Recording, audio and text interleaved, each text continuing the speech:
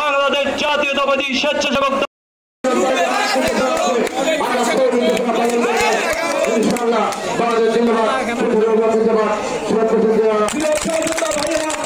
আমাদের আজকে আনন্দ দিনে আমাদের অনেক ত্যাগ তিতিক্ষার মাধ্যমে আমরা এই স্বেচ্ছাসেবক দলকে আজকে অনেক আপনাদের মাঝে উপহার দিতে পেরেছি বলে আমরা জাতীয়বাদী স্বেচ্ছাসেবক দল আজকে গর্বিত মনে করি। আমাদের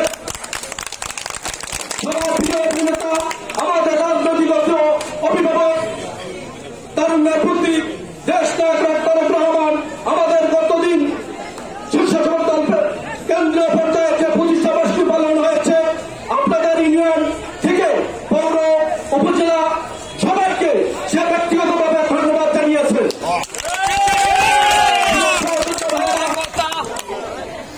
আজকে আমি আপনাদের মাঝে বেশি বক্তব্য দেব না। কিছুদিন আগে আমি আপনাদের এখানে কর্মসভা করে গিয়েছি, এর জন্য বেশি বক্তব্য দেব না। তবে আপনাদেরকে একটি দিক নির্দেশনা দিচ্ছি, ভাইয়েরা, ভান্ডারিয়া স্বেচ্ছাসেবক দলকে সুসংগঠিত করতে হবে, আগে নিয়ম শৃঙ্খলাটা বজায় আনতে হবে। আপনারা যদি এটি না করতে পারেন তাহলে কোন সময় আপনারা এই দল করে কোন প্রকারে আপনারা কারো কাছ থেকে সহায়তা পাবেন না এবং নিজের নেতৃত্ব দিয়ে কোন ভাবে প্রতিষ্ঠিত হতে পারবেন না। সতর্কতা ভাইয়েরা, যে নেতা মনে করেন যে আপনি নেতা, কর্মী সেবা নেতা, কর্মী না দেখলে আপনি নেতা না। আগে কর্মীদের মূল্যায়ন করবেন, তারপরে আপনি নেতা।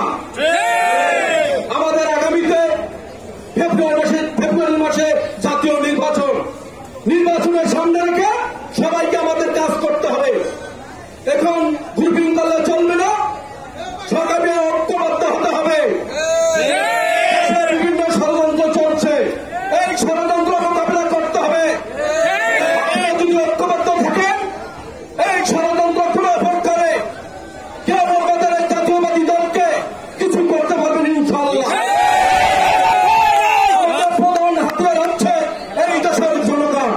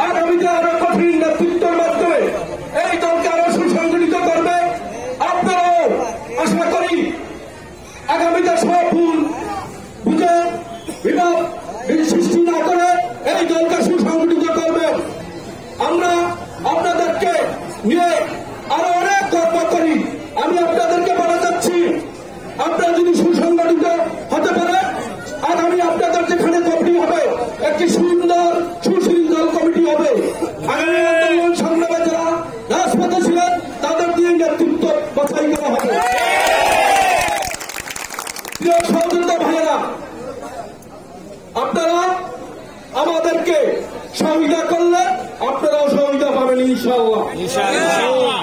প্রিয় সহযোদ্ধা, প্রতিষ্ঠাবার্ষিকী এই র্যালিতে সবাইকে অংশগ্রহণ করার জন্য আমি আপনাদেরকে ধন্যবাদ জানিয়েছি এবং বাংলাদেশ জাতীয়তাবাদী স্বেচ্ছাসেবক দল কেন্দ্রীয় সংসদের সভাপতি SN জিলানী এবং রাজীব হাসানের সাধারণ সম্পাদক রাজীব হাসানের পক্ষ থেকে আপনাদেরকে ধন্যবাদ দেওয়া হলো।